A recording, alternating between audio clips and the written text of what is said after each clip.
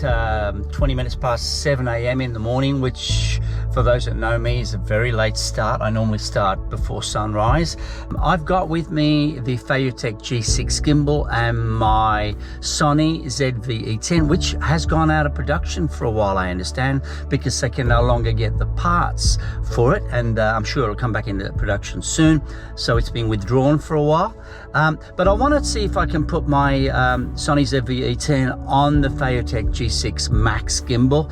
It's the Max, and it's a little bit of a challenge balancing it, particularly when you're running gun, you're on the fly a little bit. But what I'm going to do is I'm going to go out to the Hampton Bridge, which is in the Kangaroo Valley area. It's a heritage listed single span suspension bridge according to Wikipedia. It carries the Mossvale B73 road across the Kangaroo River in the Kangaroo Valley in the city of Shoalhaven. It's absolutely beautiful.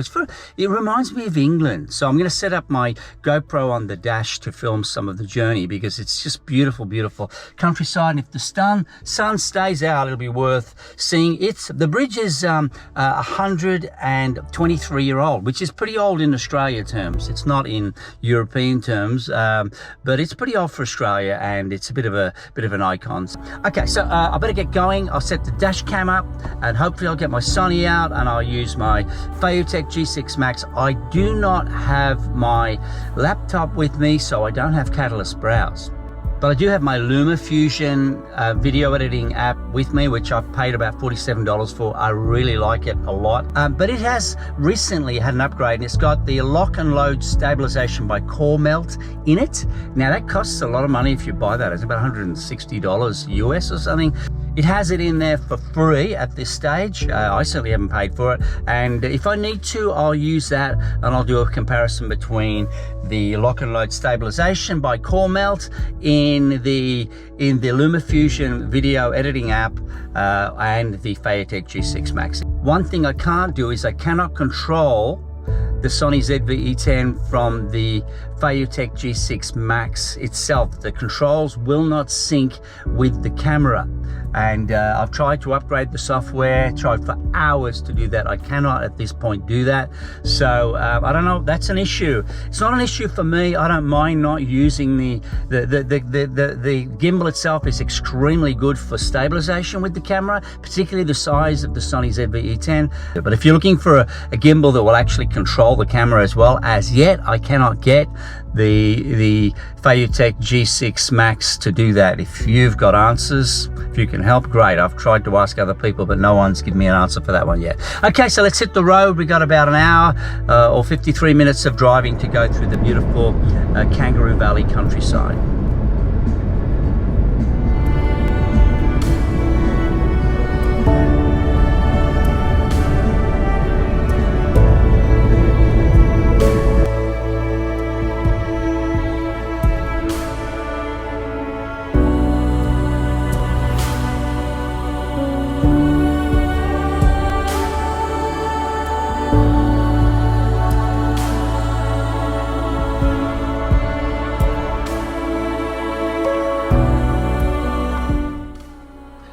Okay, so the one thing that is a real hassle for me anyway is that you have to, with the Phototech G6 Max, and I guess any other gimbal, with the camera of this size and this weight, you've got to set it up.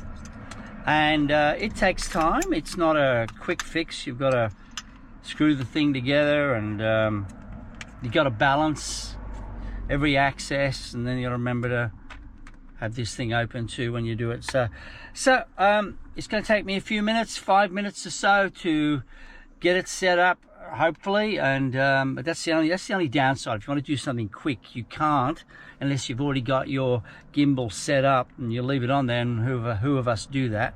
And so here goes.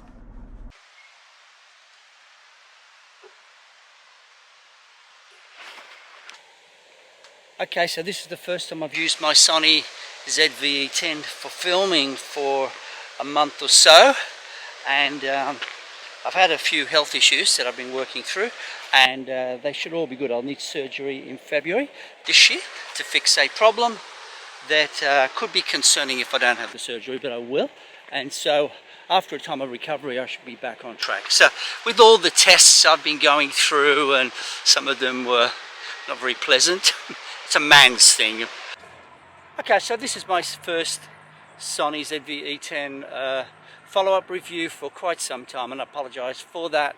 As I mentioned, there's some medical things going on. All will have a good end result, but I just needed time to have tests and what have you, and some of them made me a little bit sick.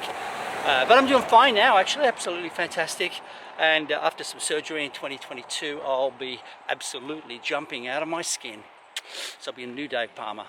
Thank you so much for tuning in and watching this video from the Hampton Bridge in the Kangaroo Valley. And a little bit strange finding a bridge like this in Australia. I'm down here at the Hampton Bridge in the Kangaroo Valley, and I'm using the kit lens on the SONY ZVE10, and I'm also using the onboard microphone. I just don't want to hassle. A bit slippy here, so I'm going to be very careful. It's another thing when you're using a gimbal with the SONY ZVE10.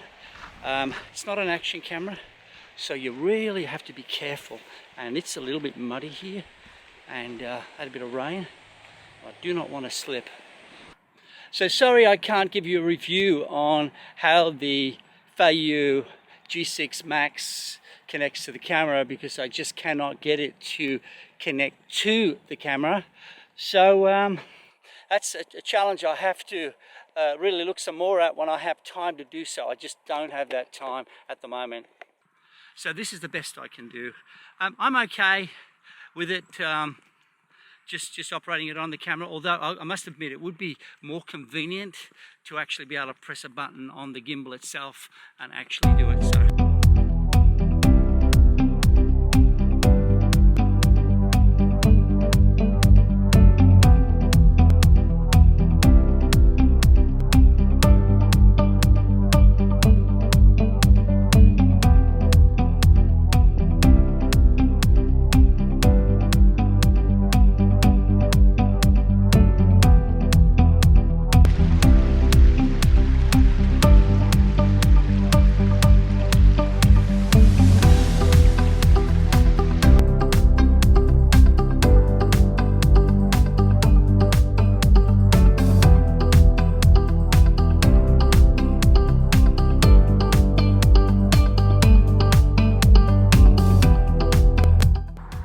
So let me know what you think about the Feiyu G6 Max. As a gimbal, it's great. I just cannot get it to control my camera. If you've got some answers to that, please let me know. If you know of some gimbals that will take the SONY ZVE10 and you can use to control the camera, let me know that also. I'd love to know your opinion. I'm disappointed a little bit that this gimbal will not control the camera, but as I said, it's a bit of a hassle to set it up, and it's a little bit temperamental, and it's kind of like, you know, you're fragile in the sense that, you know, you got all this equipment, and if you don't set it up right, your camera can fall off, and that's happened to me before actually. So let me know what you think. I'd love to know, and thank you so much for watching.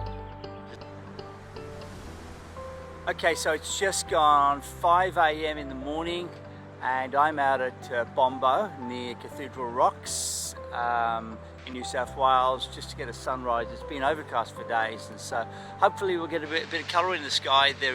Behind me is Kiama, and so let's see how we go this morning.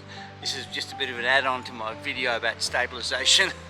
So hopefully we get some nice sky today.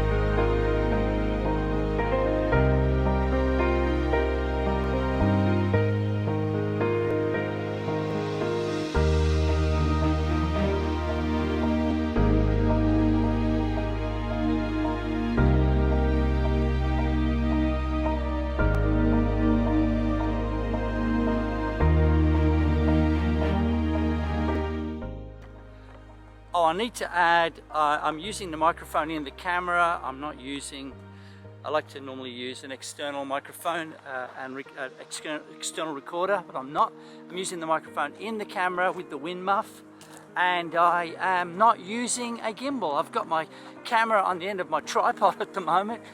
There's a, I think you'll see it in this, there's a rainbow behind me.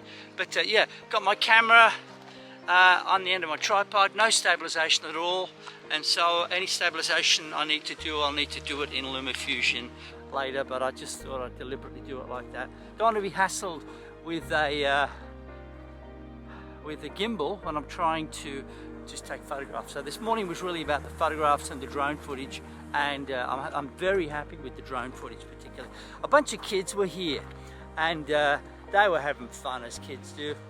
That's where I've come from. So I actually got a few nice silhouettes of them with my camera, with them in between the gaps of these blocks here right there.